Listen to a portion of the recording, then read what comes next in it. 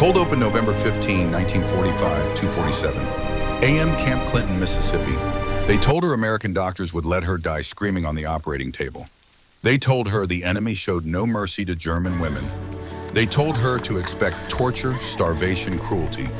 But when 23-year-old Greta Muller woke up in that Mississippi prison camp, her appendix exploding inside her body, pain like fire tearing through her gut, what she found was the exact opposite of everything the Third Reich had taught her. 6 hours. That's how long American surgeons fought to save the life of an enemy prisoner.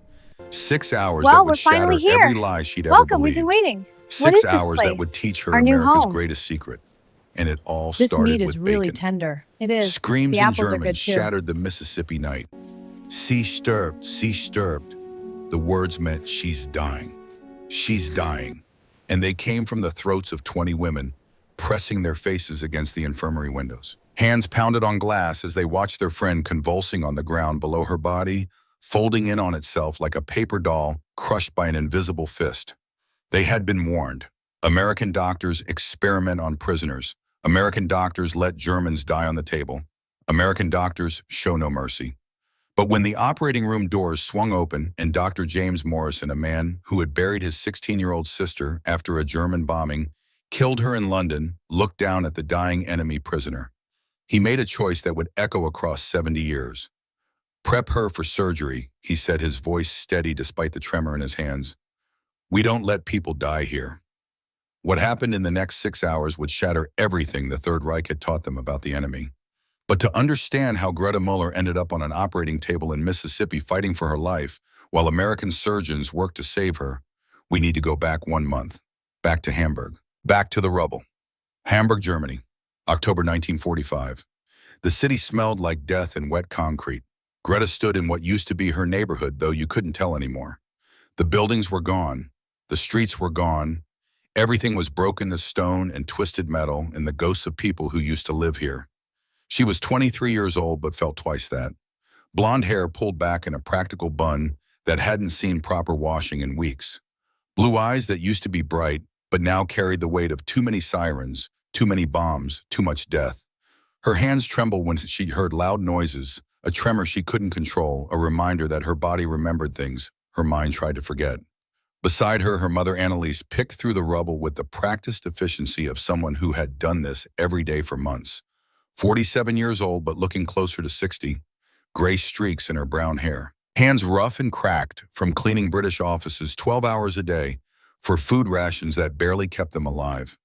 And then there was Clara, 11 years old, too thin, cheekbones sharp under pale skin. Her sister moved like a ghost through the ruins looking for anything useful. A bent nail, a piece of unbroken glass, anything that could be traded for bread. Their last meal together sat in Greta's stomach like a stone. Boiled potato peel soup. 1 potato's worth of peels split between 3 people. The water had been gray, the peels had been bitter. But it was food, and food was everything now. Clara had asked a question while they ate, her voice small and frightened. Mama, will the Americans eat us? The question had hung in the damp air of their cellar room. The place they called home now. 1 room, damp walls, a small window that let in more cold than light. But it had a roof. In Hamburg, that made them lucky. Annalise had answered carefully the way mothers do when they're trying to protect their children from truths too terrible to speak. No Liebling, they'll work you to death first. That's what the party says.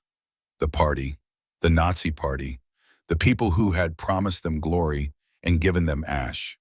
The people who had sent Greta's father Heinrich to Stalingrad, where he died in the snow. The people who had forced Greta into service at 21, told her she was serving the fatherland, put a radio operator's headset on her head, and stationed her in Hamburg, where she listened to military communications while the city burned around her. She had never fired a weapon, never saw combat, just sat in a concrete bunker wearing a Wehrmacht auxiliary uniform, transcribing messages, trying not to think about what those messages meant, trying not to think about the orders being given, the lives being ended. July 1943, Operation Gomorrah. The British came at night with their bombers and turned Hamburg into hell on earth. 43,000 people died in 1 week. The firebombing created winds so hot they melted glass. created fires so intense they sucked the oxygen out of bunkers, suffocating people in their shelters. Greta's best friend Anna had died in one of those bunkers. They found her body 3 days later, curled in a corner with 14 other women and children. No burns, no wounds, just dead from breathing superheated air that cooked their lungs from the inside. That's when the stomach pain started. A dull ache on her right side, low near her hip. The doctors called it a stress ulcer, said it would pass when the war ended, gave her nothing for it because there was nothing to give. Medicine was for soldiers, not auxiliary girls who pushed papers and listened to radios. The war ended 5 months ago. The ache never passed. Now Greta stood in the ruins of her city holding a single piece of paper. Official, stamped in German and English both. A summons. The Americans were rounding up Wehrmacht personnel, even auxiliaries, even girls who had never fired a shot. Prisoner of war status, immediate transportation. Her mother had read the paper with shaking hands. Where will they send you? Greta hadn't known. The paper didn't say. Just report to processing center by October 28th. Failure to comply will result in arrest. The goodbye had been terrible. Annalise crying, trying not to failing. Clara clinging to Greta's coat, her thin arms wrapped tight, not wanting to let go. Be strong, her mother had whispered. Don't trust them. Come home alive. Clara had pressed something into Greta's hand. A small wooden cross crudely carved, smooth by years of handling. Their father had made it. Before Stalingrad. Before everything. So you don't forget, Clara had said, her voice breaking. Greta had clutched that cross so hard it left marks in her palm. I won't forget. But standing on the platform watching Hamburg disappear through the train window, she wondered what there was left to remember. The city was gone. Her father was gone. Her friend Anna was gone. Everything was ash and rubble and the slow starvation of a defeated people. The train car was packed with women like her, Wehrmacht auxiliaries, young most of them, scared all of them. They whispered among themselves in the darkness, sharing rumors, feeding each other's fears. I heard they put prisoners in cages. I heard they don't feed you. I heard American soldiers do terrible things to German women. A Nazi officer walked through the car before departure. Older man, hard face. The kind who still believed even now, even after everything. He stopped in the center, raised his voice so everyone could hear. Remember, he said, his voice sharp as broken glass, Americans are savages. Trust nothing they give you. Eat nothing they offer. It will be poison. They will lie to you. They will try to break you. Do not let them. The women had nodded, absorbing this, adding it to the weight of fear they already carried. Greta had looked down at the wooden cross in her hand, whispered a prayer to a God she wasn't sure existed anymore. Please, I just want to survive. The train lurched forward. Hamburg fell away, and Greta thought with absolute certainty that she would never see her mother again. The journey. 3 weeks on trains and boats. Germany to France. France to England. England across the Atlantic on a transport ship that smelled like diesel fuel and vomit. Then south along the American coast, watching a shoreline that had never been bombed, cities with lights that actually worked, a country untouched by the war that had destroyed hers.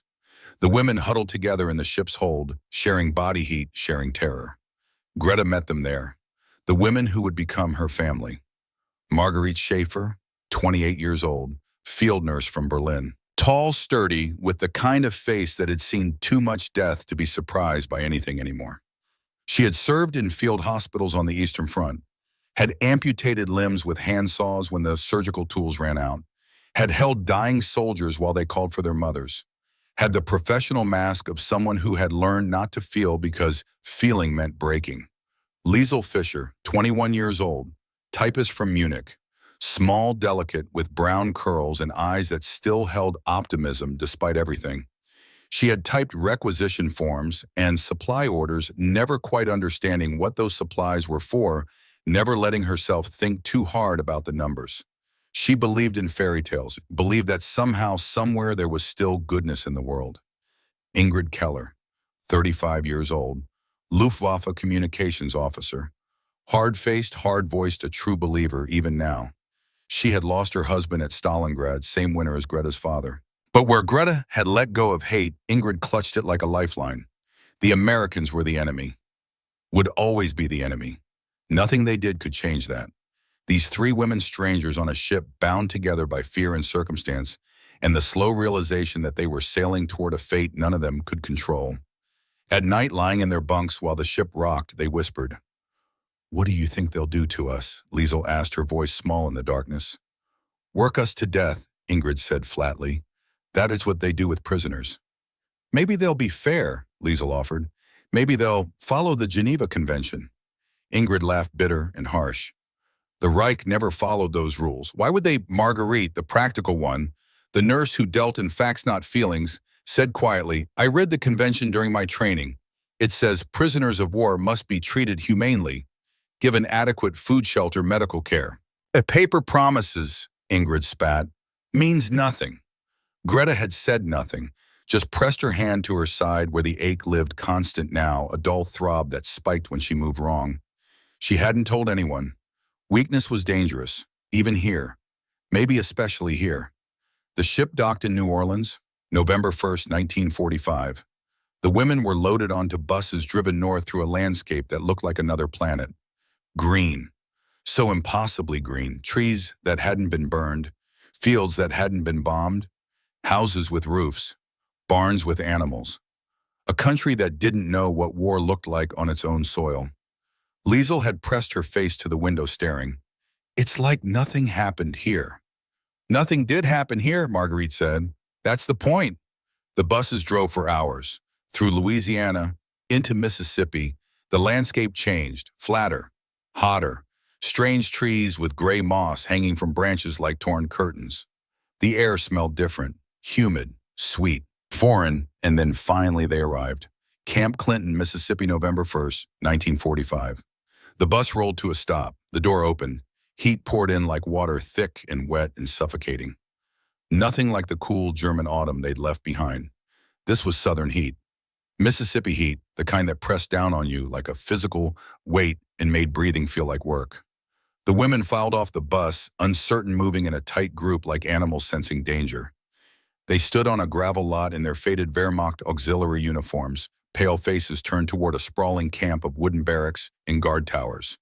But something was wrong, or rather, something wasn't wrong, and that was the problem. The guard towers had men in them, yes, but the men weren't tense. They weren't pointing weapons. They were just standing there, some smoking cigarettes, one reading a newspaper. Like this was a ball, not a war. American soldiers stood nearby, young men, most of them, boys really, 18, 20, 22. They wore their uniforms casually, rifles slung loose over shoulders.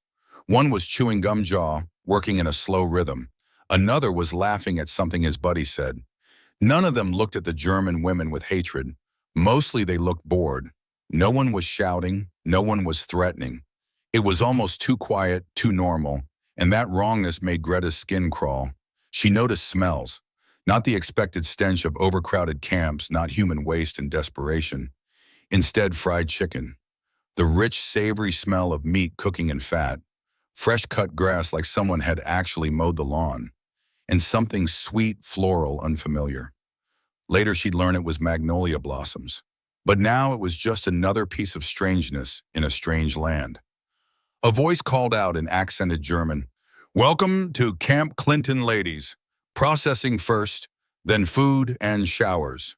Food, showers. The words hung in the air like impossible promises.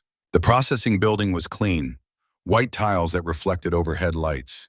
American nurses in crisp uniforms moving between stations with clipboards. Not soldiers, nurses, women.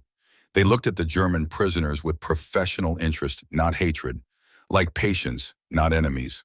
One by one, the women were called forward, names recorded, medical histories taken, possessions cataloged. When Greta's turn came, a middle-aged American nurse looked her over with practiced eyes. The nurse had graying hair pulled back in a neat bun, tired eyes but not unkind. She asked questions in slow, careful German, working from a phrase book. Any injuries? Any illnesses? Greta's hand moved unconsciously to her right side. The ache was there sharp today from the long journey. But she said no. Admitting weakness felt dangerous, even here, especially here. The nurse's eyes narrowed slightly. She saw the movement, saw the lie. You look pale. When did you last eat? 2 days ago. That much was true. The nurse made a note. We'll get food in you soon. You need wait. It wasn't said harshly, not a criticism, just matter of fact. The way Marguerite spoke to patients. Professional concern, nothing more. Greta found herself nodding before she could stop herself. Then came the showers. The first encounter, hot water. The women filed into a large tiled room. White tiles floor to ceiling. Clean, so impossibly clean. And then Greta saw them. Showerheads. Not one for 30 women forced to share rationed, but one for every 3 women. Individual stations, curtains for privacy. An American nurse younger than the one who'd processed Greta stood at the entrance. She handed each woman something as they passed. Greta took hers, stared at it. A bar of white soap, thick, new, wrapped in paper. She brought it to her nose without thinking. The smell hit her like a memory. Lavender. Real lavender soap. The kind her mother used to buy before the war. The kind that cost a week's wages in the old days. The kind that didn't exist anymore. The nurse said something in English, then tried in broken German. Take time, water not. Not finish hot water no end. Hot water doesn't run out. The words didn't make sense. Hot water always ran out. That was a fact of life, like gravity, like hunger. Greta approached a showerhead. Other women doing the same, moving slowly, uncertain.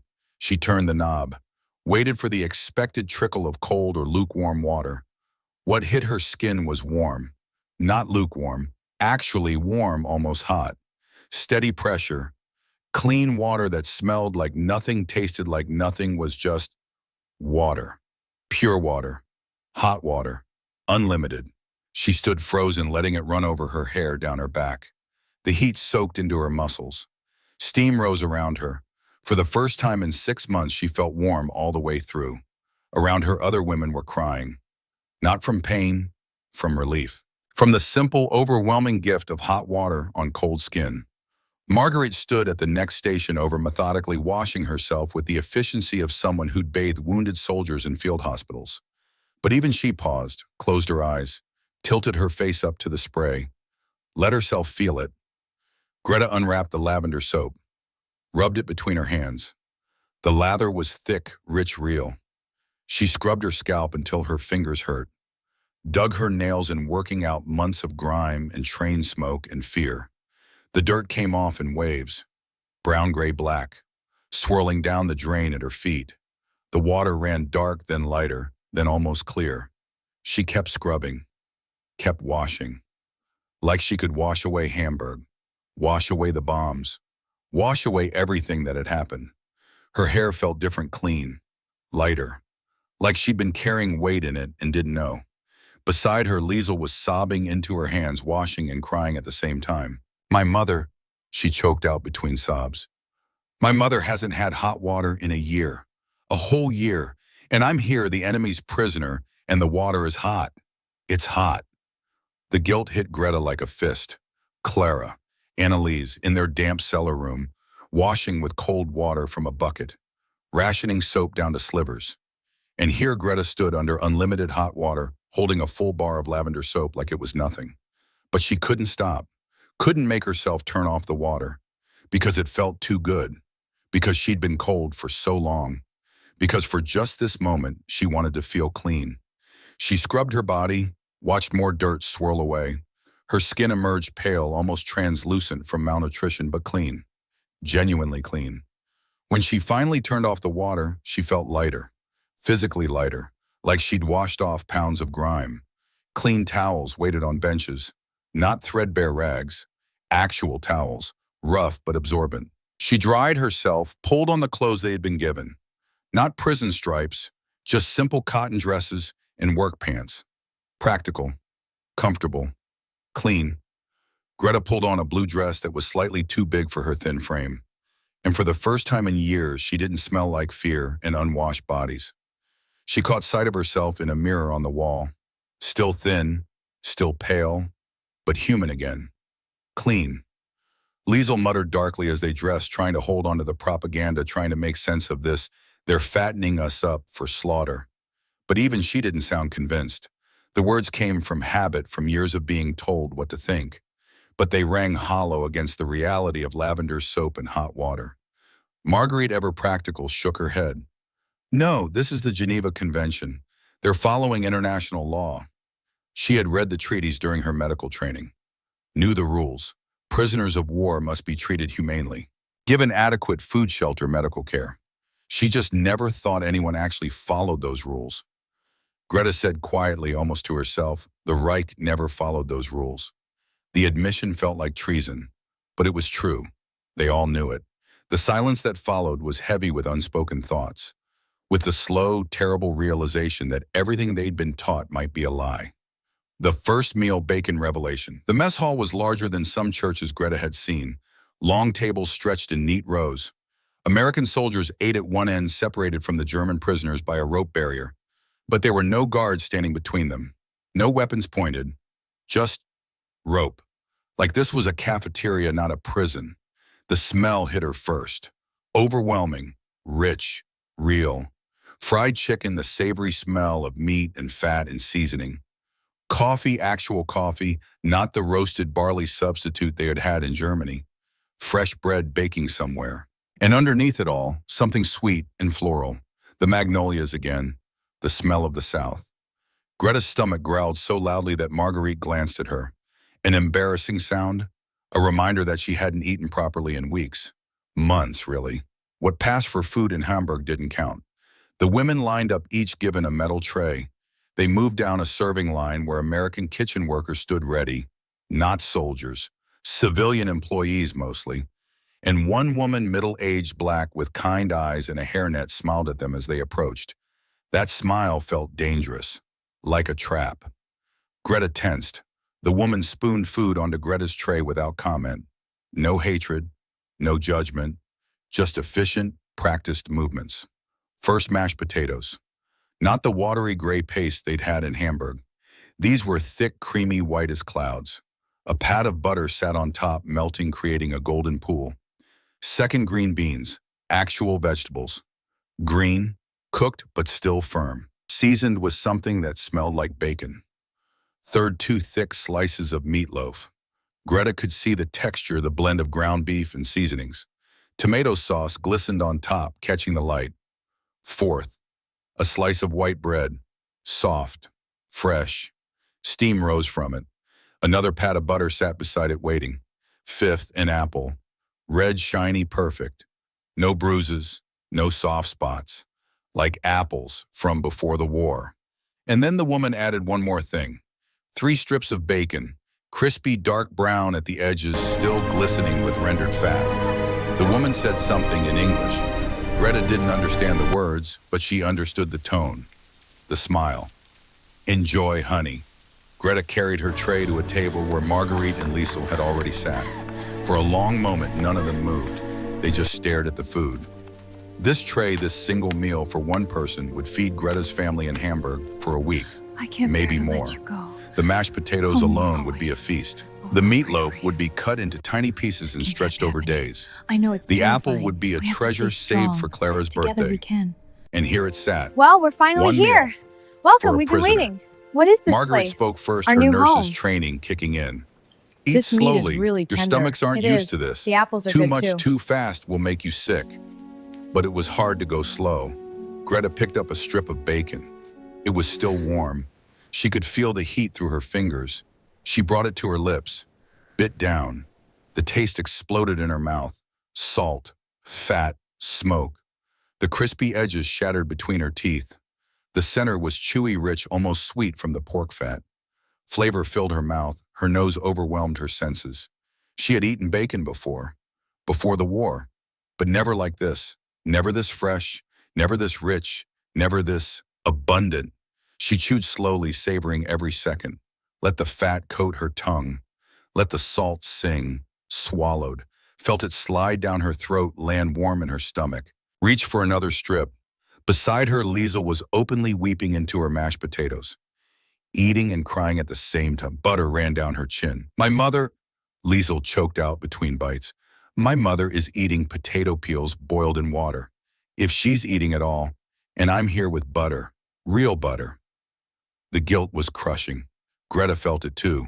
a weight in her chest that made the food harder to swallow. Every bite was delicious and terrible at the same time.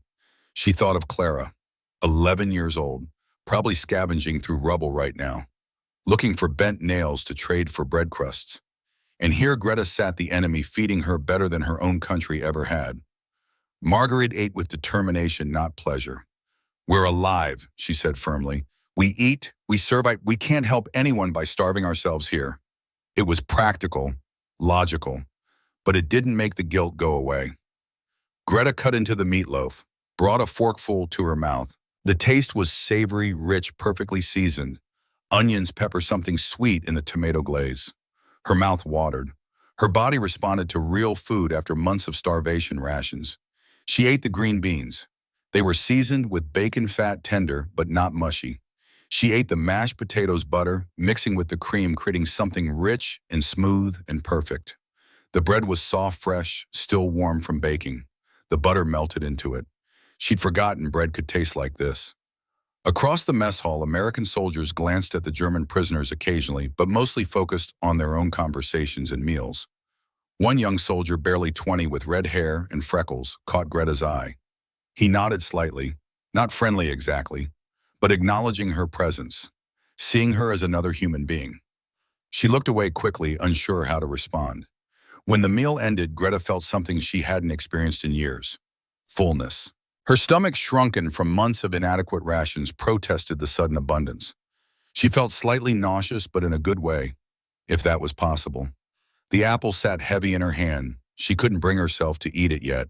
It felt too precious, too perfect, like eating it would destroy something beautiful. Marguerite noticed her hesitation. "Save it, you might want it later." But they both knew that wasn't why Greta hesitated. The apple was proof. Proof that this wasn't a nightmare or a trick. Proof that the enemy had abundance while the fatherland had nothing. Proof that everything was upside down. The barracks, barracks assigned to the women was clean, painted white inside and out. Rows of bunk beds lined the walls, each with a thin mattress, 2 blankets and a pillow. A pillow. Greta ran her hand over it, felt the soft cotton covering, the give of real stuffing inside. She had slept on bare wooden boards for the last 6 months of the war. In Hamburg, after the firebombing, most beds were gone. People slept on rubble, on concrete floors, on whatever they could find. And here was a pillow, clean, soft, like it was nothing. At the end of the barracks stood a small wood stove for heat, a table with chairs, shelves held basic supplies, more blankets, some books in German. Where had those come from? Someone had thought to provide German language books for German prisoners. And writing paper, with envelopes, stamps. They were allowed to write letters home. Greta chose a top bunk near a window.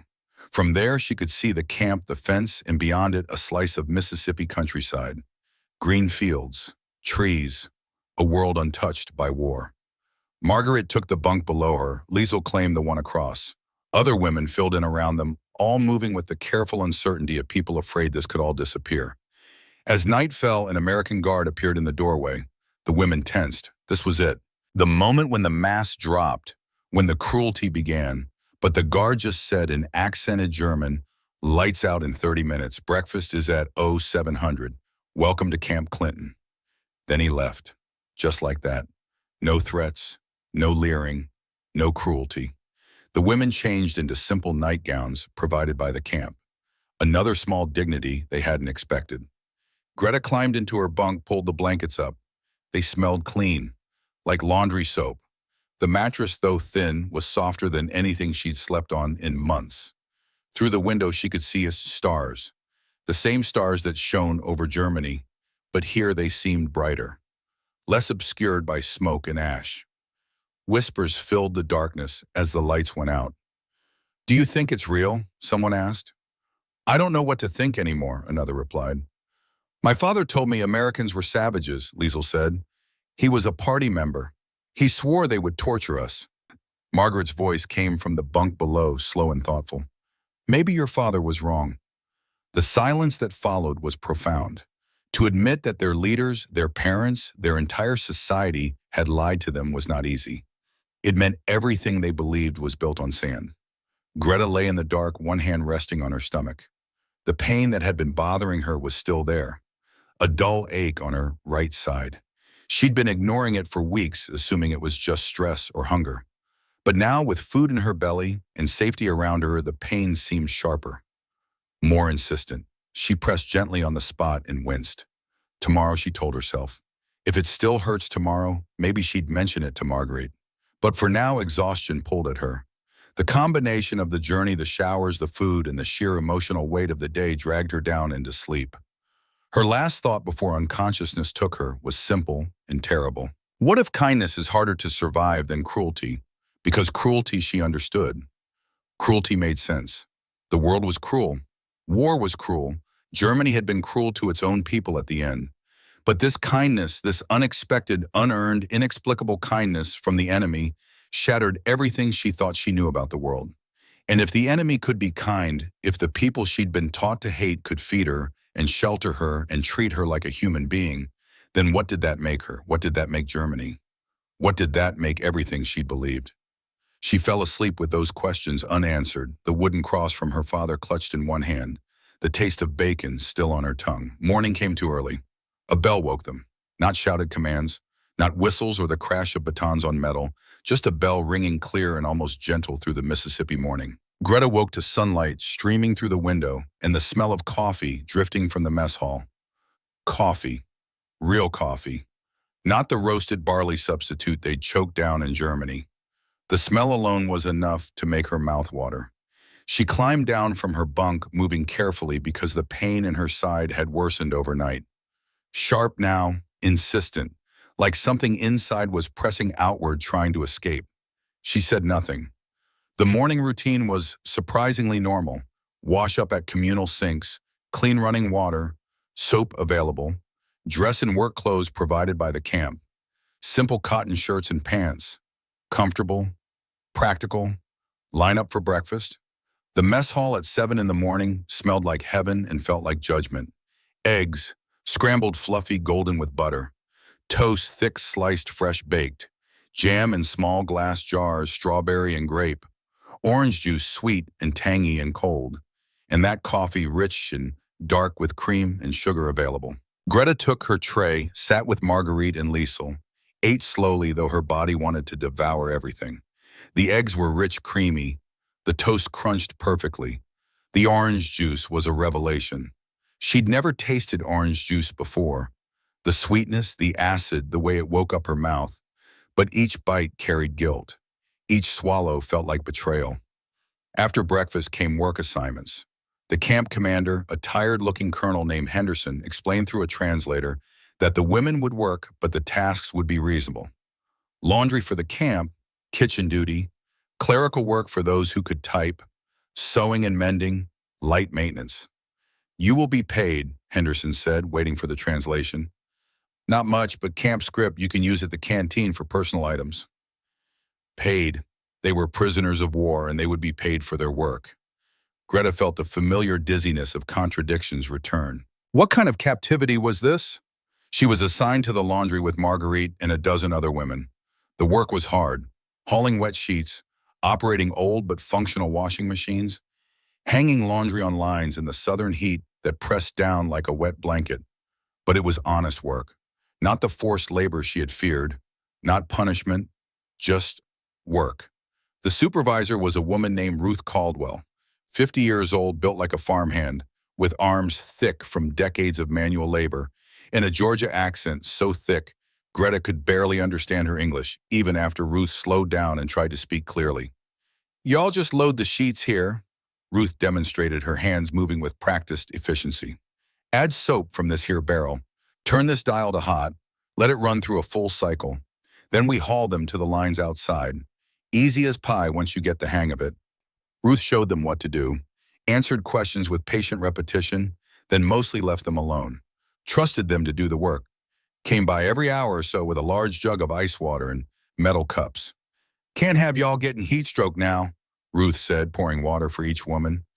This Mississippi heat ain't nothing to play with. Y'all drink up. Ice water in the middle of the day for prisoners. By the third day, a routine had settled in. Wake at 6:30, breakfast at 7, eggs, toast, bacon, or sausage fruit coffee. Work from 8 to noon, hauling wet laundry hanging sheets that snapped in the hot wind, taking them down once dry, folding with crisp hospital corners. Lunch at noon, sandwiches thick with ham and cheese, lettuce, tomato, mayonnaise. Potato chips salty and addictive. Lemonade sweet and cold, sometimes cookies still warm from the oven. More work from 1 to 4. Free time until dinner at 6. The free time was strange, unstructured. The women didn't know what to do with it. Some sat on the barrack steps talking quietly, processing everything. Some knitted the muscle memory of peacetime tasks returning. Some wrote letters home, carefully composing messages that wouldn't worry their families too much, but would let them know they were alive, they were safe, they were being treated well. The canteen opened at 4:30, a small building where women could use their earned camp script to buy personal items. Chocolate bars, cigarettes for those who smoked, toiletries, sewing supplies, small luxuries that felt enormous. Greta used her first week's script to buy a chocolate bar. Just one, but it felt like incredible luxury. She broke it into pieces and shared it with Marguerite and Liesel that evening, the three of them sitting on the barrack steps watching the sunset over Mississippi. The chocolate melted on her tongue, sweet, rich, real, and she thought of children in Berlin who would kill for one square. Children like Clara, who hadn't tasted chocolate in years. "This is wrong," Liesel said quietly, but she ate her piece anyway. "We shouldn't have this." "We didn't ask for it," Marguerite replied, pragmatic as always. "But refusing it won't feed anyone in Germany." Greta said nothing. The pain in her side had become constant now, a sharp presence she couldn't ignore. But she didn't want to complain, didn't want to seem weak, didn't want to draw attention to herself. So she stayed quiet and ate her chocolate and tried to pretend everything was fine. The letters from home, day 10, November 11th. The Red Cross had facilitated mail service, and when the first batch of letters arrived, the barracks erupted in desperate energy. Women crowded around the distribution table, calling out names, grabbing at envelopes with shaking hands. Greta received one from her mother. The paper was thin, nearly transparent. Wartime paper, the only kind available in Germany now. The handwriting was shaky, Annaliese's hands trembling as she wrote, whether from cold or hunger or fear, Greta couldn't tell. She took the letter to her Kritunk, read it alone while around her other women did the same, a barracks full of quiet crying and whispered prayers. "My dearest Greta," the letter began, "thank God you are alive and safe. Your letter saying you are in America brought such relief I wept for an hour." Clara wept 2 happy tears, the first happy tears we have cried in months. "Hamburg is difficult. I will not lie to you. The British control the city now. Rations are smaller than ever. Yesterday, Clara found half a potato in the rubble. We will cook it tonight and celebrate. It is more than we have had in days. The city is mostly rubble now. They are clearing some streets, but slowly. We have a room and a cellar. It is dry mostly. The roof leaks when it rains, but we have blankets. The British gave us 2 blankets. They are not cruel, these British soldiers. They are just men tired from war, wanting to go home like everyone else. I am working for them, cleaning their offices for food rations. The work is hard, 12 hours, sometimes more. My hands hurt at night, but they give me bread and sometimes tinned meat. It keeps us alive. Clara asks about you every day. She is so thin now, Greta. I try to give her more food, but she knows when I am giving her my portion. She refuses. We argue about it. Can you imagine arguing over who gets to eat less? She stopped going to school. There are no schools left standing. Instead, she scavenges in the ruins with other children. She is good at finding things, bits of metal to trade for bread, sometimes coal for heating. She found a book last week, mostly intact. She reads it at night by candlelight. It is a book about America. She asked me if that is where you are. I said yes. She asked if Americans are as rich as the book says. I did not know how to answer. Do not feel guilty for being safe. You deserve safety. The war was not your fault. You were forced to serve as we were all forced. None of us chose this. Come home when you can. Until then, stay strong. Stay alive. We love you. Your loving Muti.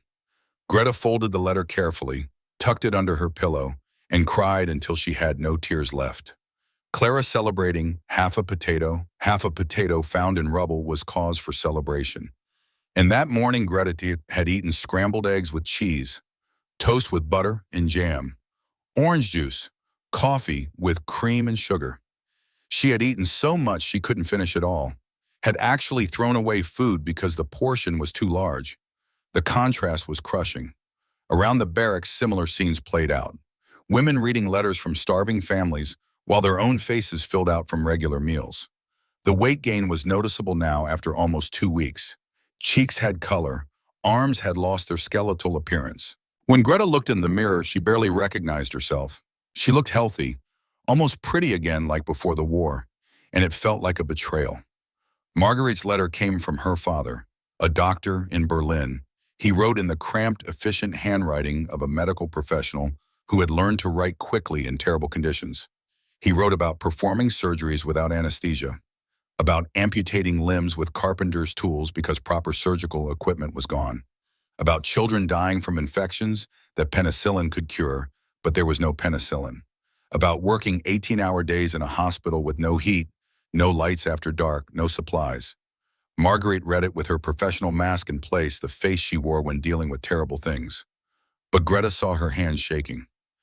"The infirmary here," Marguerite said quietly after she finished reading, "has more medical supplies than my father's entire hospital. I saw them yesterday when I had to pick up aspirin for headaches, antibiotics, morphine, clean bandages, sterile equipment, everything." She laughed, but it was bitter. The enemy's prisoners have better health care than Berlin's citizens. The realization was spreading through the camp like a slow poison. Not the poison of hatred. They could have handled that. But the poison of understanding. Understanding that their own government had failed them spectacularly. That the enemy they had been taught to fear was treating them better than the fatherland ever had. That everything they believed was a lie. At night, debates erupted in whispers after lights out. "It's propaganda," some insisted. "They're treating us well to make us weak, to break our spirits." Or others replied, "Maybe this is just how they treat people. Maybe we were the ones with propaganda." That's treason. Is it treason to see the truth? Greta listened to these arguments but didn't participate. The pain in her side was getting worse, radiating now, making her nauseous. She had started to feel feverish, but she still said nothing. Weakness felt dangerous. Small kindnesses, large questions. It was the small things that broke through the walls they'd built. The tiny moments of humanity that didn't fit the narrative they'd been taught. Guard Tommy, 20 years old, red hair and freckles, farm boy from Iowa. He always said "good morning, ladies" in terrible, heavily accented German. His pronunciation was atrocious. He called them Damon, but it sounded like Damen, and made some of the younger women giggle despite themselves. Ruth from the laundry, who brought them ice water every hour without being asked. Who showed them pictures of her own daughters, 3 girls between 15 and 20, and asked about their families without judgment.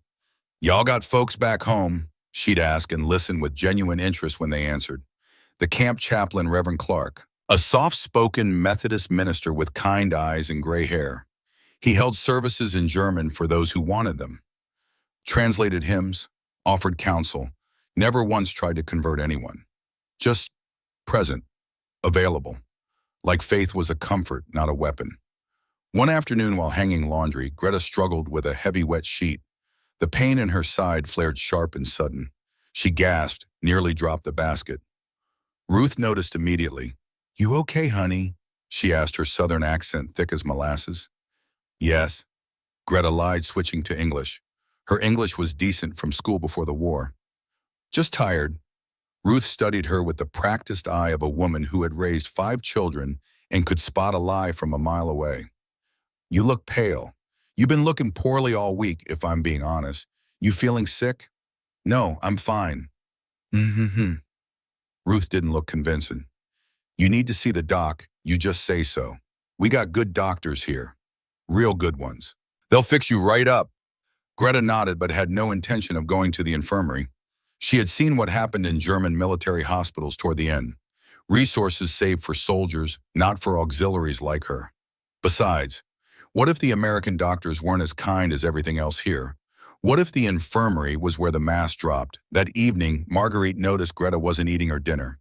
Fried chicken, mashed potatoes, corn on the cob dripping with butter. Food that smelled amazing but turned Greta's stomach. What's wrong? Marguerite asked, her nurse's instincts immediately alert. Nothing, just not hungry. Marguerite's hand shot out, pressing against Greta's forehead before she could pull away. You're burning up. How long have you had a fever? I don't lie to a nurse, Greta. Where does it hurt? Greta hesitated, then slowly touched her right side, low near her hip. Marguerite's face went pale.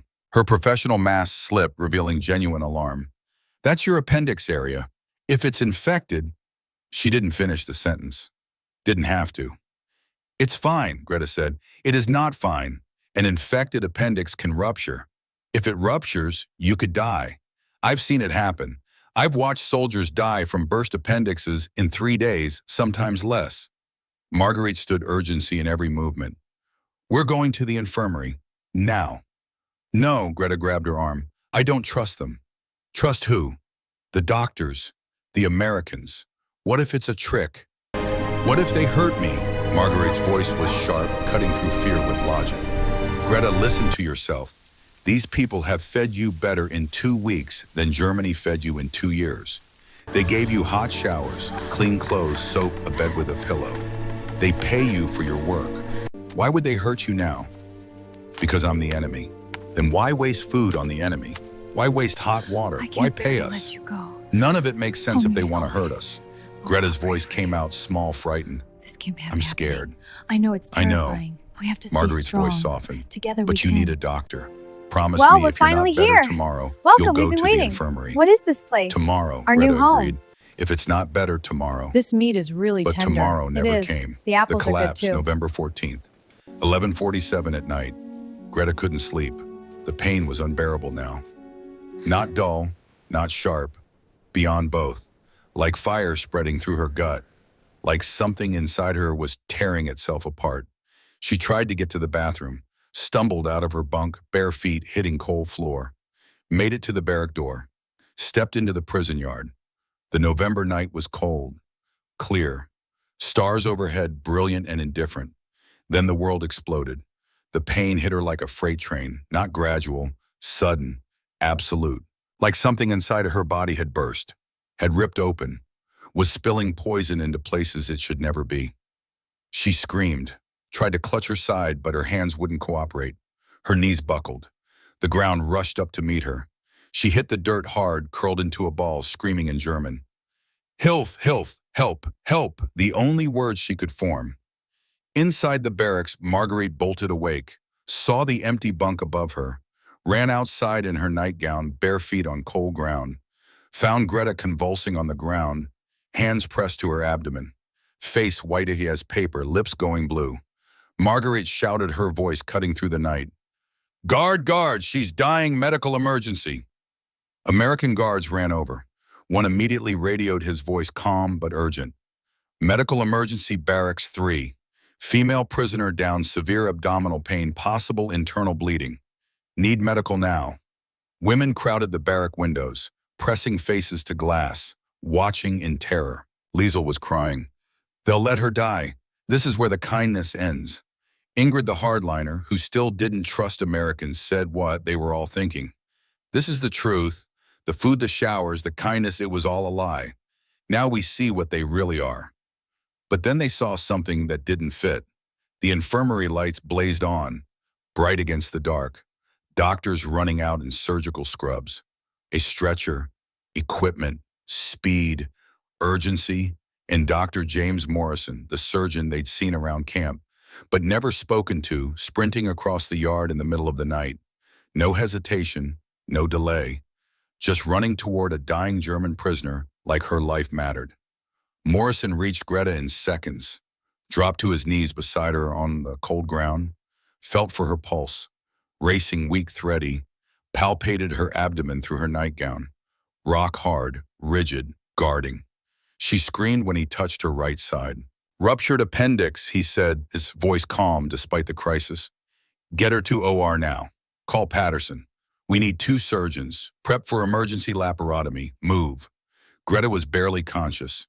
Heard English voices through a fog of pain. Terror flooded her, overwhelming even the physical agony. This was it. This was where the torture began. They were going to cut her open. Experiment on her.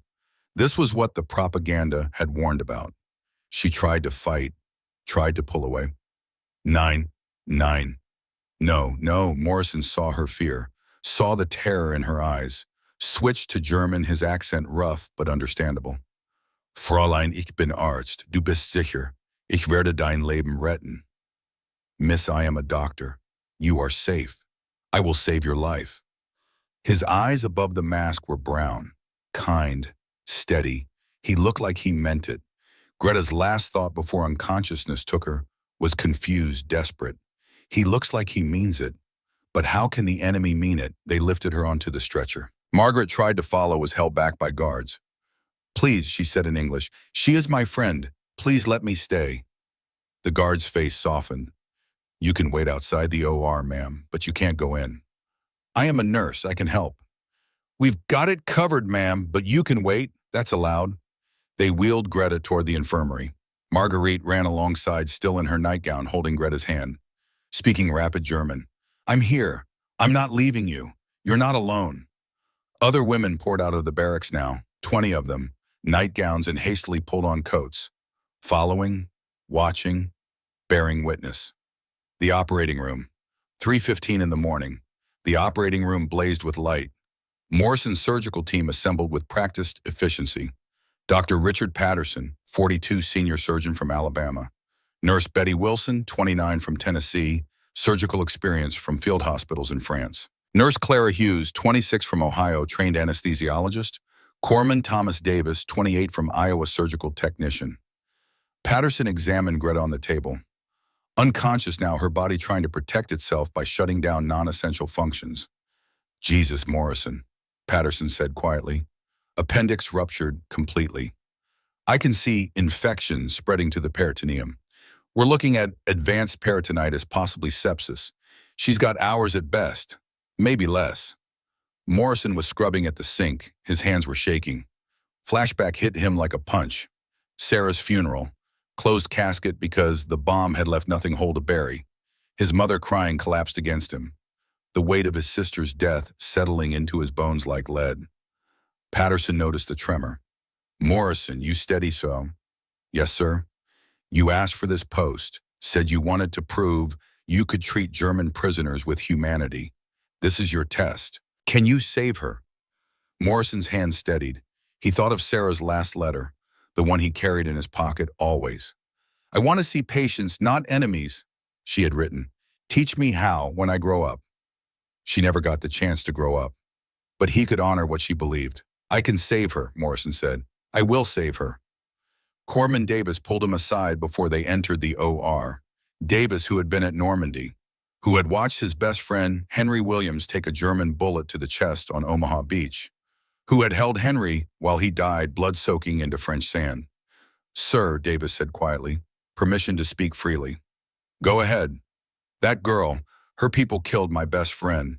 Henry was 22, took a German round to the chest June 6th, died in my arms calling for his mother. Davis paused. I'm having trouble understanding why we're fighting this hard for her. Morrison stopped scrubbing, looked at Davis directly. This was important. This was the moment that defined everything. Because if we become like them, if we decide who deserves to live based on nationality, then Henry died for nothing. He died fighting people who believe some lives matter more than others.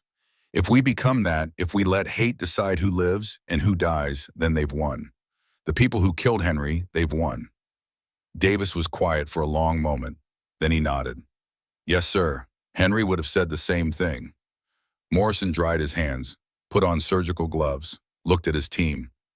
The moment she's on my table, she's not German. She's not the enemy. She's a 23-year-old girl who's dying. And I swore an oath to save lives. That oath doesn't have exceptions for nationality. He walked into the OR. Greta lay unconscious on the table, tubes already in her arms, anesthesia beginning to flow. Her face was pale, peaceful, despite the crisis happening inside her body, and Morrison's breath caught. Under the bright surgical lights, he could see her clearly for the first time. Blonde hair spread on the pillow. Same bone structure, same age roughly. She looked exactly like Sarah. His hands started shaking again. Patterson saw it. Morrison, I'm fine. You sure? Because if you can't do this, I can do this. Morrison forced his hand steady through sheer will. Because this is exactly what Sarah would have wanted me to do. So he picked up the scalpel. 3:30 a.m.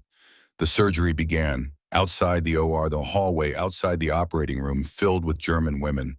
20 of them in nightgowns and coats refusing to leave. An American nurse tried to send them back. Ladies, it's late. The surgery will take hours. You should go back to your barracks. Get some sleep. Marguerite stepped forward. Her English was broken but firm.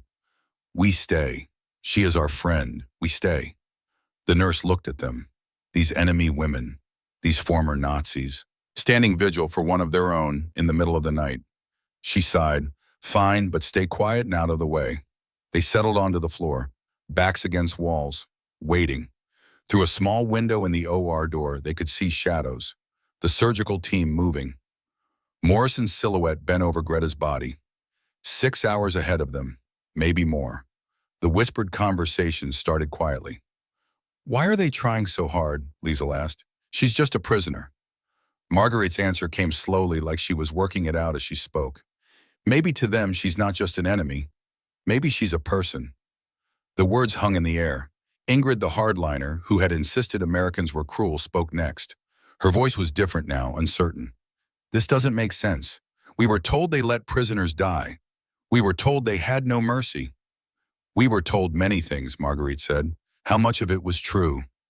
The silence that followed was heavy with implications. Then something happened that broke them completely. 4 a.m. An American nurse appeared in the hallway, young woman, maybe 25. She carried a tray with coffee cups, set it down in front of the German prisoners without a word, walked away before they could respond. Real coffee, with cream and sugar. For enemy prisoners, waiting while their friend fought for her life. No one had asked her to bring it. She just did. Marguerite stared at the tray, picked up a cup with shaking hands, brought it to her lips. The warmth spread through her chest down into her stomach. She started crying. Why, Liesel whispered. Why are they kind to us? I don't know, Marguerite said through tears, but I'm starting to think everything we were told was a lie. Through the OR window, they could see the surgery continuing. Morrison and Patterson working in tandem, nurses assisting, hours passing, the fight to save one enemy's life. Inside, the OR alarms suddenly started blaring. The women couldn't see what was happening, couldn't hear the words, but they saw the frantic movement, saw shadows moving fast, knew something had gone wrong. Marguerite grabbed Liesel's hand. Even Ingrid was praying in German, the words coming automatically despite years of party doctrine that said prayer was weakness. They didn't know that Greta's heart had stopped, that Morrison was performing chest compressions, counting out loud, refusing to give up, that for 90 seconds Greta Muller was dead. They only knew that inside that room Americans were fighting, fighting hard, fighting for hours, fighting to save a life that by all rights they should have been happy to lose. And that changed everything. Hour 5, dawn breaks, 6 o'clock in the morning. First light crept through the operating room windows, pale and hesitant. Morrison had been working for nearly 3 hours. His back ached, his hands cramped. Sweat soaked through his surgical gown. But he didn't stop. Patterson worked beside him, their movements synchronized from years of practice. Cut, clamp, irrigate, suture. The rhythm of surgery. The dance between life and death. Infection worse than I thought, Patterson muttered, peering into Greta's abdominal cavity. Pus coating the intestines, peritoneum completely inflamed. This should have killed her already. But it didn't, Morrison said. She's fighting. Even unconscious, even infected, her body is fighting to live. He thought of Sarah as he worked. Couldn't help it. Every time he looked at Greta's face pale against the white surgical drape, he saw his sister. Same blonde hair, same delicate bone structure, same age when she died. But Sarah had died fast. A rocket, an explosion. Gone in seconds, they told him. She probably didn't feel anything. This girl was dying slowly, had been dying for weeks. From infection, from malnutrition, from a war that had chewed her up and spit her out. From a government that had valued her so little, it let her appendix rupture rather than provide basic medical care. They were both victims, both someone's daughter, both 20-something girls who should have had full lives ahead of them. Morrison made another incision deeper following the infection. Blood welled up. Patterson suctioned. They worked in practiced silence, the only sounds the beep of monitors and the hiss of the ventilator breathing for Greta. "We need to resect part of the intestine," Patterson said. "Infection spread too far. We don't remove it, sepsis will kill her within hours." "Do it," Morrison ordered. "Remove everything infected. All of it." Betty Wilson, the surgical nurse, spoke up. Her voice was steady but concerned. "Doctor, blood pressure dropping again. 85/55. Clara Hughes, managing anesthesia, added, "I'm maxing out on fluids. Heart rate 145. She's tachycardic." Morrison's hands never stopped moving. "Keep her stable. We're not done yet." He was 4 hours in, 2 more to go at least, maybe 3. His mind drifted as his hands worked the mechanical part of surgery, taking over while his thoughts wandered. He remembered receiving Sarah's belongings after she died. Her nurse's cap, starched and crisp, never worn. Her diary, leather-bound, a 16th birthday gift from their mother. He had read every page, couldn't help himself. Needed to know what she'd been thinking in those last months. The last entry dated September 10th, 1944, 2 days before the rocket hit. Jamie wrote that he saved 3 German soldiers today, field hospital near the front. All 3 had terrible wounds, but he worked for hours and saved them. I wrote back asking how he could heal the enemy, how he could look at the people who are trying to kill our soldiers and choose to save them. His response came yesterday. He said, "Because, Sarah, the moment they're on my table, they're not the enemy, they're patients. Young men scared and dying far from home. And I swore an oath, do no harm. That oath doesn't ask about nationality. It doesn't care about politics. It just says heal. I want to be like that when I'm a nurse. I want to see people, not sides. I want to look at suffering and choose compassion over hate. Jamie is the best person I know. I hope I can be half as good as him someday." She never got the chance, but Morrison could honor what she believed. Could be the man she thought he was. This girl on his table, Greta Muller. According to her chart, she didn't drop bombs on London. She didn't kill Sarah. She was a radio operator, a clerk, a kid forced into service by a government she didn't choose, fighting a war she probably didn't understand. She was as much a victim as Sarah was. Morrison looked at his team. Patterson, tired but focused. Betty and Clara working with calm efficiency. Davis, the corpsman who had lost his best friend to German bullets, preparing instruments without hesitation. "We don't give up," Morrison said, his voice firm. "This girl deserves the same fight we'd give any American soldier. Same skill, same effort, same care." Patterson glanced up from the surgical field. "Even though her side killed your sister," Morrison didn't hesitate. "Especially because of that. Because if I let hate dictate who lives and dies, I'm no better than the people who dropped that bomb.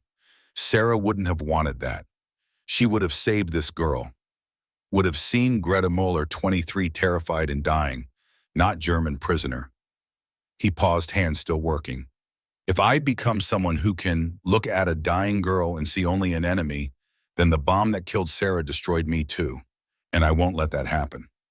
Patterson nodded. "Damn right."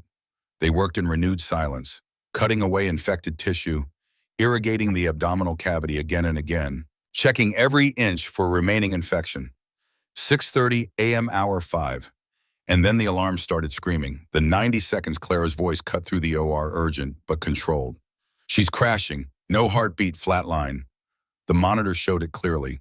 The steady beep, beep, beep gone silent, replaced by one long continuous tone. "Start compressions," Morrison shouted.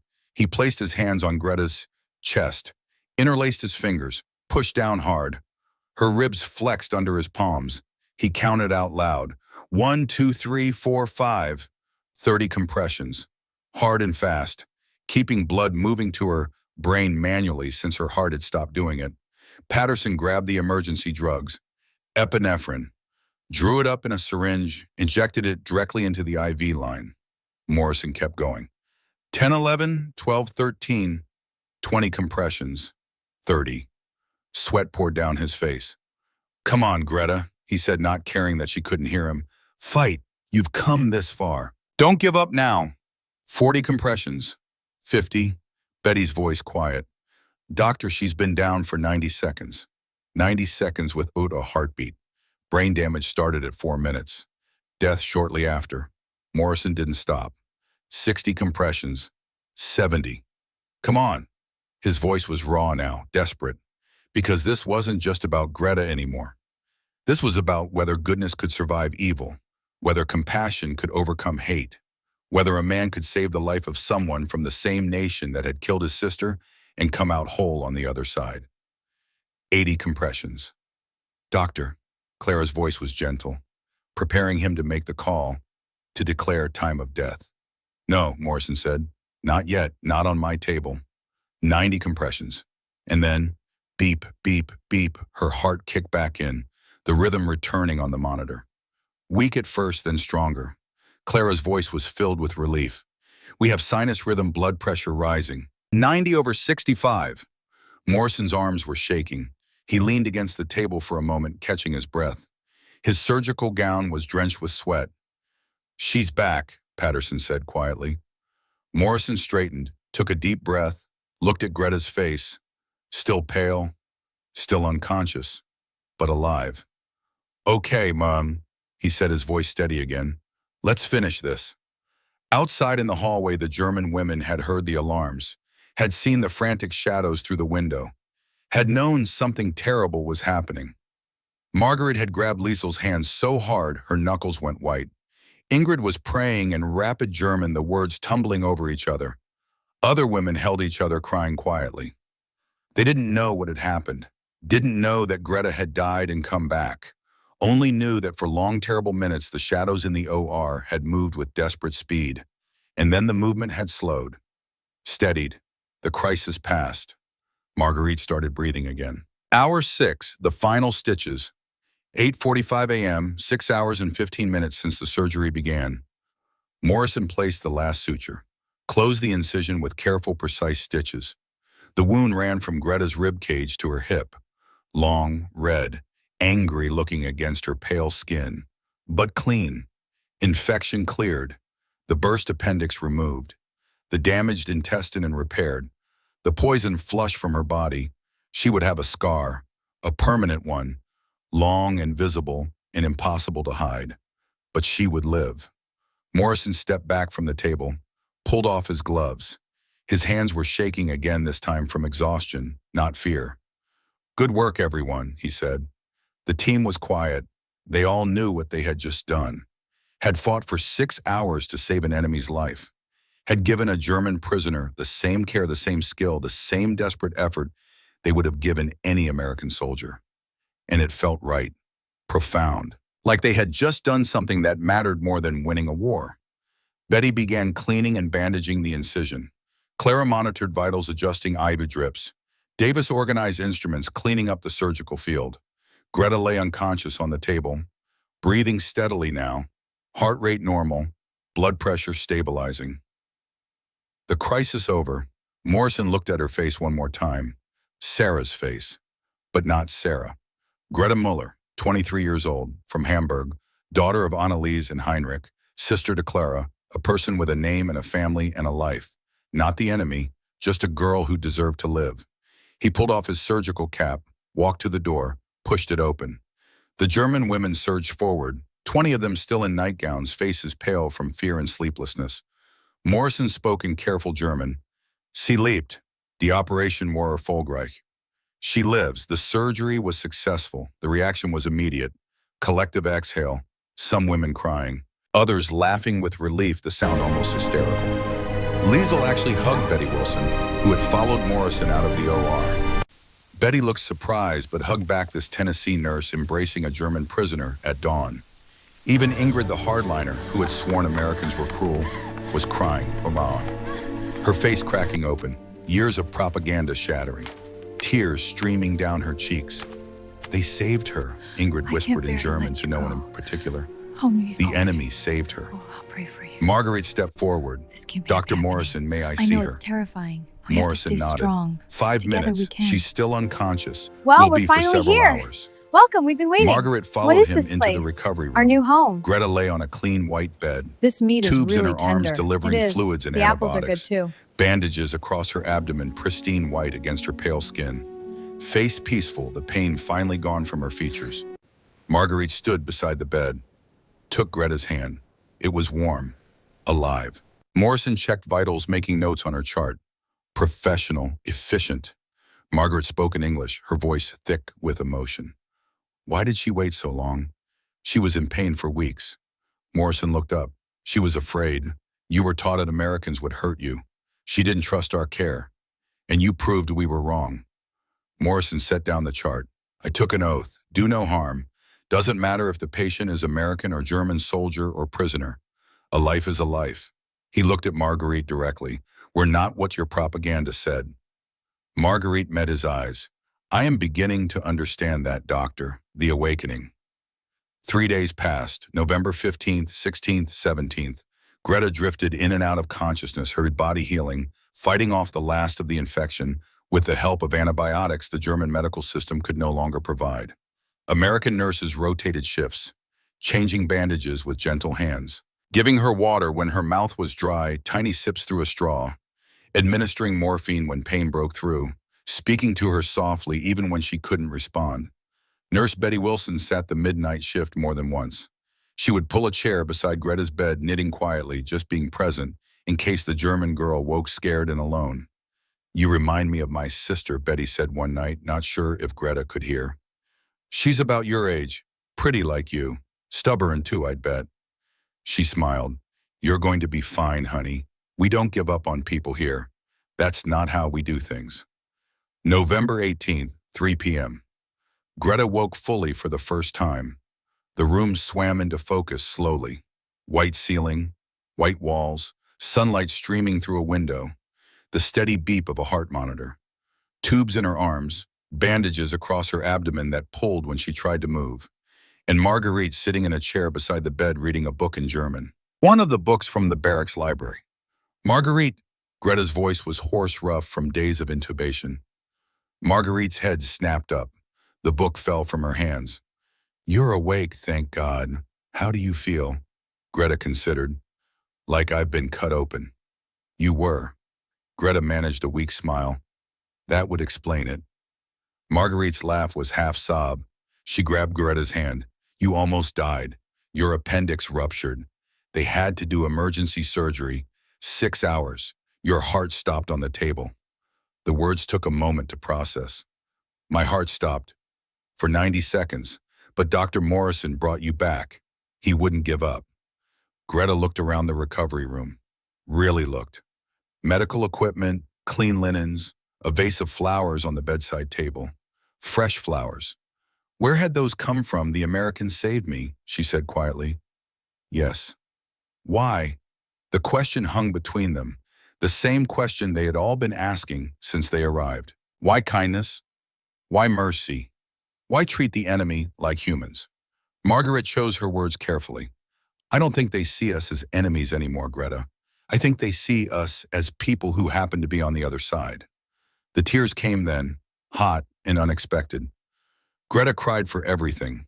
The pain, the fear, the kindness she didn't know how to accept.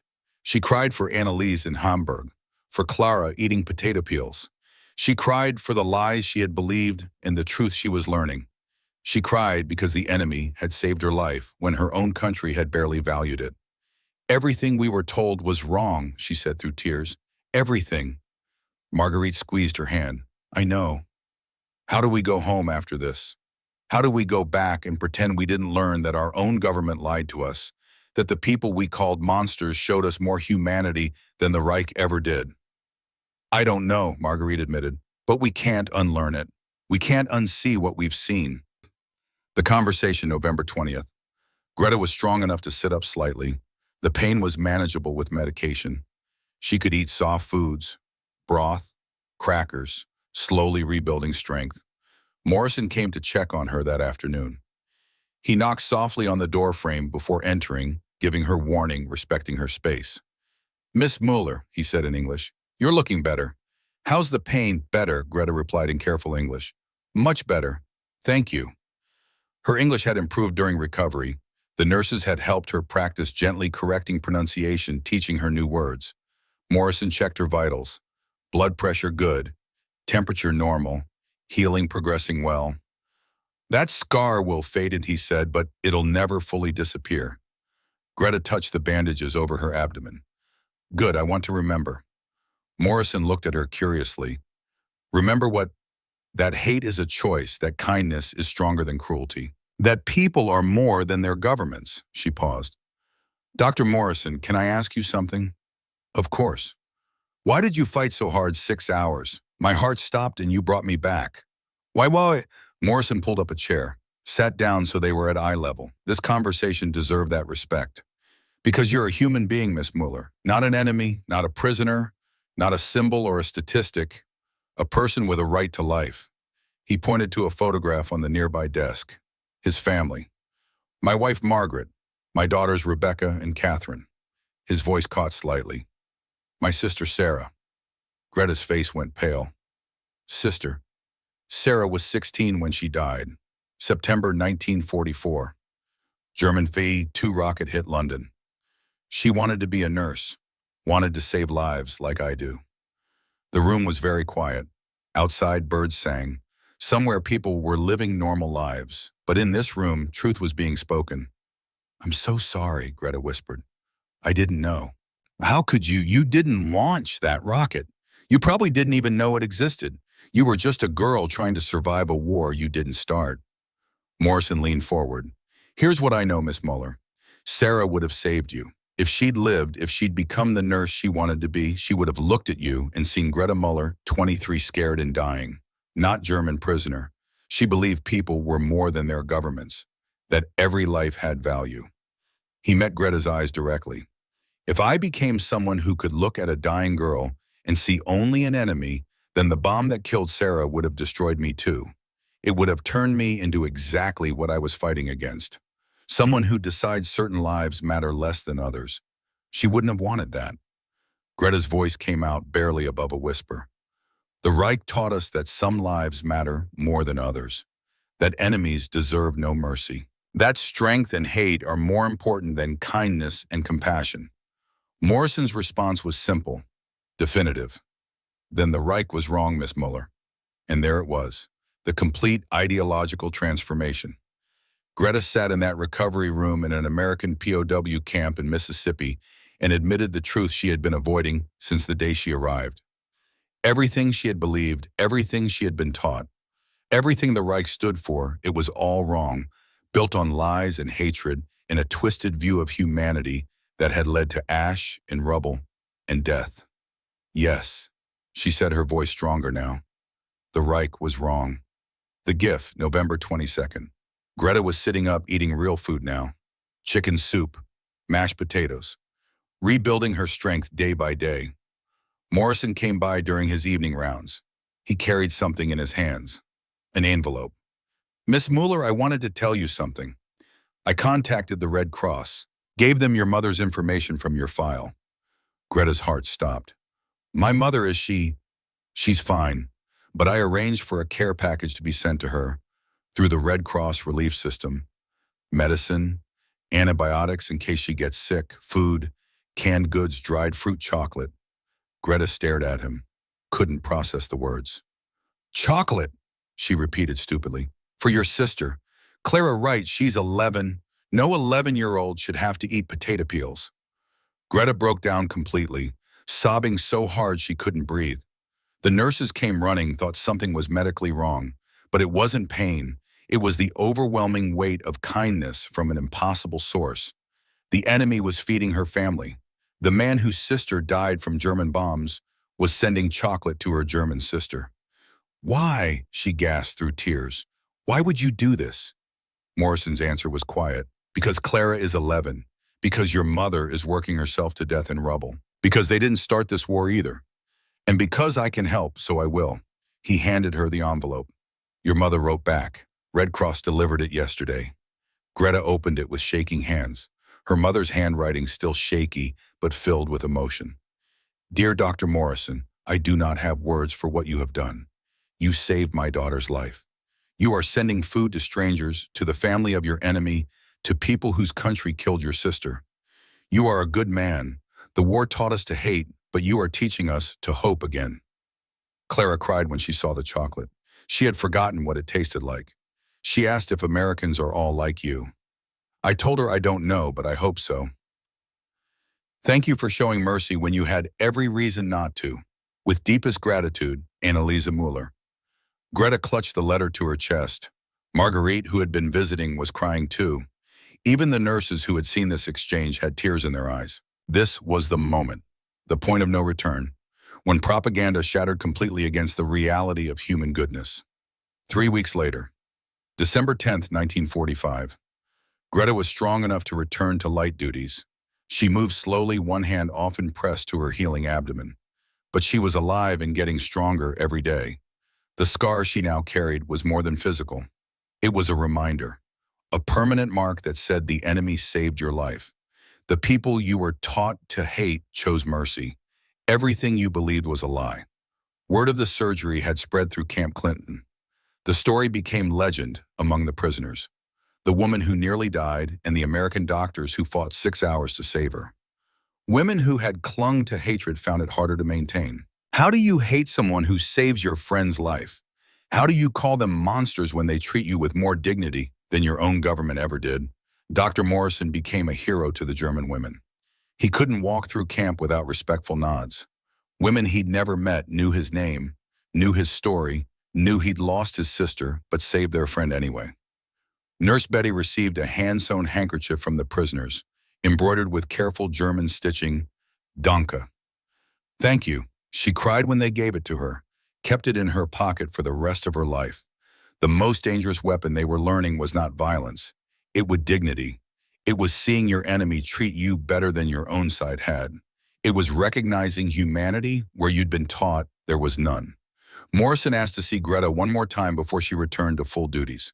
His office was simple: desk, files, medical text, the photograph of his family. And now pinned to his bulletin board a child's drawing, sent by Clara through the Red Cross. A stick figure labeled Dr. Morrison with a halo, a German child drawing an American angel. How are you feeling? Morrison asked. Stronger every day. The scar is healing well. Good, he paused. What will you tell people when you go home about Camp Clinton, about your treatment, ma'am? Greta had thought about this. The truth, that we were treated with more humanity than we showed others, that the enemy wasn't evil, that everything we believed was propaganda. Morrison looked concerned. That won't be easy or safe. No, Greta agreed, but I can't stay silent. You gave me more than my life back, Dr. Morrison. You gave me the truth, and truth demands to be told. She stood preparing to leave, then turned back. There's something I want you to know. Something I'll tell my children someday if I'm blessed to have them. I'll tell them about the American surgeon who lost his sister to German bombs, but chose to save a German girl anyway. I'll tell them that hate destroys, but kindness builds. That seeing the humanity in your enemy is the first step toward peace. She touched her abdomen where the scar lay hidden under her dress. This mark reminds me that you didn't just save my body that night. You saved my soul. You showed me that everything I'd been taught was wrong. That people, all people have value. That mercy is not weakness, but the hardest, bravest choice we can make. Morrison's eyes were wet. Your mother wrote that Clara is reading a book about America, that she wants to visit someday. Greta smiled. Then I'll bring her. When this is over, when Germany is rebuilt, I'll bring my sister to America and we'll find you. We'll show her that the book was right, that Americans are good people, that this country really does believe all men are created equal. I'd like that, Morrison said. I'd like that very much. They shook hands, doctor and patient, American and German, former enemies, current friends, and in that handshake was the future. A future where Clara would grow up learning the truth, where Greta would teach children that hate is taught but so is compassion, where the scar from an emergency surgery in a Mississippi POW camp would become a symbol of everything good that could survive even the worst wars. The story didn't end there. It echoed forward through time, through the letters Greta would write home, through the truth she would tell when she returned to Hamburg in May 1946, through the children she would teach in the ruins of Germany about American values, American kindness, the American doctor who saw a person instead of an enemy. And 23 years later, in 1968, a young woman named Helena Mueller, Greta's daughter, born 3 years after that surgery, saved her mother's life, would board a plane to America, would travel to Mississippi, would knock on the door of a house outside Jackson, where Dr. James Morrison, now 60 years old and retired, would answer with tears in his eyes. "You must be Helena," he'd say. "Your mother wrote that you were coming. Come in, come in. I want to hear everything." And she would tell him about growing up in a new Germany, about learning in school about democracy and human rights, about her mother who taught history and told every class about Camp Clinton, about the thousands of German children who learned that America won the war with weapons, but won the peace with mercy, about the scar that taught truth. But that story, that reunion, that final chapter would come later. For now, in December 1945, Greta Mueller walked out of Dr. Morrison's office with a healing scar and a transformed heart. She touched the wooden cross her sister had given her, the one from her father. And she whispered a prayer of thanks to a God she was learning to believe in again. "Thank you for bacon and hot water, and lavender soap and kindness from strangers. Thank you for Americans who see people instead of enemies. Thank you for Dr. Morrison, who honored his sister by saving me. Thank you for teaching me that hate is a choice and love is stronger. Thank you for the scar that will remind me every day for the rest of my life that mercy saved the world." She walked out into the Mississippi afternoon, into a future she couldn't yet see, but could finally believe in, carrying a truth that would echo through generations. The enemy had taught her America's greatest secret: that kindness is not weakness, that seeing humanity in those we're supposed to hate is the most revolutionary act of all, that a single choice to heal instead of hurt can change everything. And it all started with bacon.